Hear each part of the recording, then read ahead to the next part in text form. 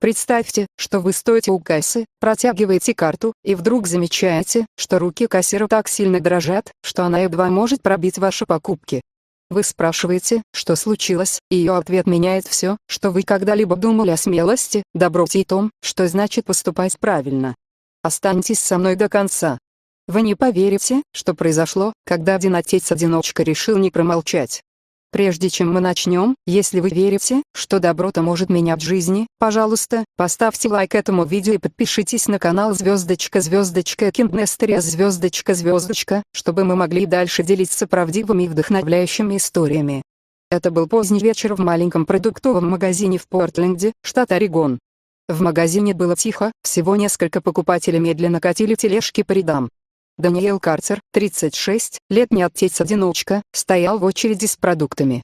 Рядом с ним была его 7-летняя дочь Эмили, крепко прижимавшая к себе коробку хлопьев, словно это было самое ценное на свете. Когда подошла их очередь, Даниэл заметил кассира. Девушке было лет 23-24. На бейджике значилось имя Софи. Но внимание Даниэла привлекло не имя. И ее руки. Они дрожали. Не от холода, а от нервов, страха или чего-то гораздо более глубокого. Даниэл положил молоко на прилавок и посмотрел, как она с трудом держит сканер. «Эй, с вами все в порядке?» — мягко спросил он. Софи натянуто улыбнулась, улыбкой, которая говорит: «Звездочка, я не хочу об этом говорить, звездочка», и пробормотала: «Да, все нормально. Просто устала». Но Даниэл не поверил. Жизнь научила его различать боль за чужими глазами. Когда-то он был пожарным, и 10 лет на службе научили его узнавать страх. Он видел, как Софи набирала код вручную, и ее пальцы так сильно дрожали, что приходилось стирать и вводить заново. «Вы уверены?» — мягко настаивал он. «Похоже, что-то не так». Глаза Софи на мгновение скользнули к кабинету менеджера, стеклянной комнате на другом конце магазина, и тут же отвелись. «Нет, все нормально. Просто длинный день», — ответила она. Эмили, со своей детской искренностью, наклонила голову. «Тебе холодно? Папа может дать тебе свою куртку». Софи слабо улыбнулась. «Нет, милая, спасибо, это очень заботливо».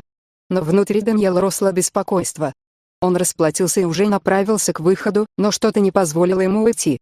Оглянувшись, он увидел, как Софи на секунду облокотилась на прилавок, словно собираясь силами.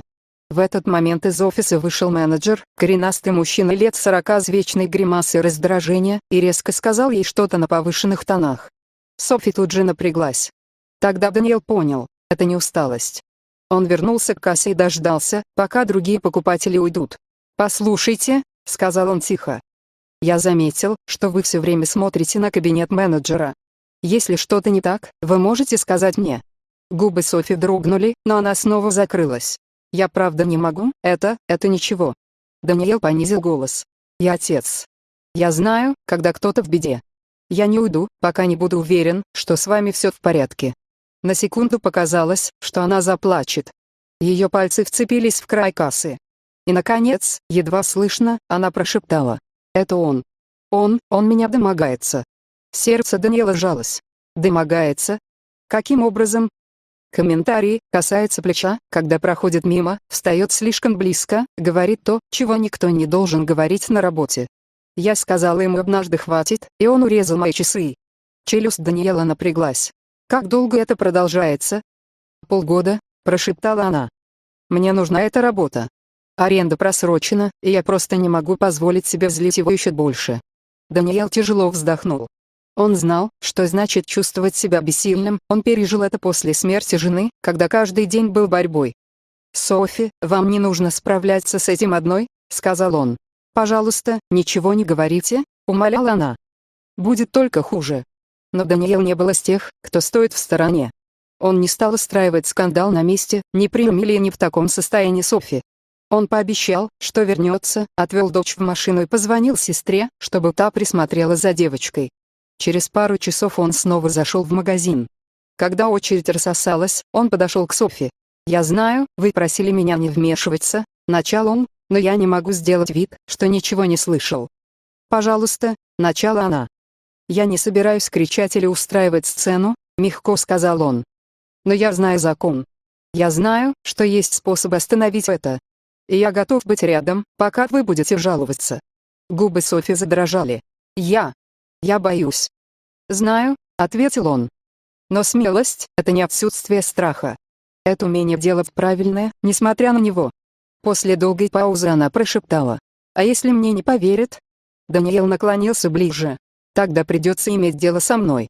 Такие люди всегда сходят с рук, потому что все молчат. Но не в этот раз».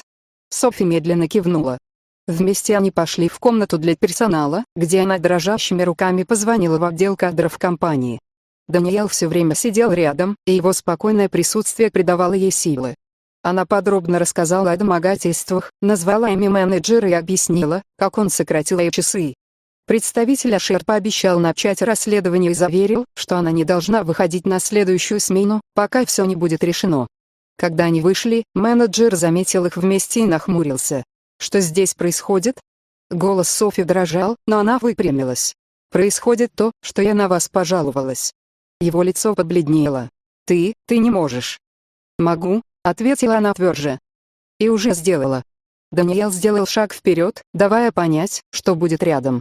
«Ваше запугивание закончилось. Попробуйте еще раз, и делать будет не только Ашер». Менеджер растерялся и замолчал. Когда они вышли из магазина, Софи глубоко выдохнула. Я не верю, что смогла это сделать». «Смогли», — улыбнулся Даниэл. «Вы сильнее, чем думаете». Она посмотрела на него с благодарностью. «Спасибо, что не прошли мимо. Иногда маленький поступок доброты может изменить целый мир», — ответил он. Через неделю Софи позвонила и сказала, что менеджера отстранили на время расследования, а ей предложили больше часов в другом магазине. Даниэл улыбнулся, положив трубку. «Папа, она теперь в порядке?» — спросила Эмили. «Да, милая», — сказал он, обняв ее. «Потому что иногда нужно встать на защиту человека, даже если ты едва его знаешь. Если эта история тронула ваше сердце, помните, доброта сильнее, чем мы думаем. Даже простой вопрос «с вами все в порядке?» может изменить чью-то жизнь».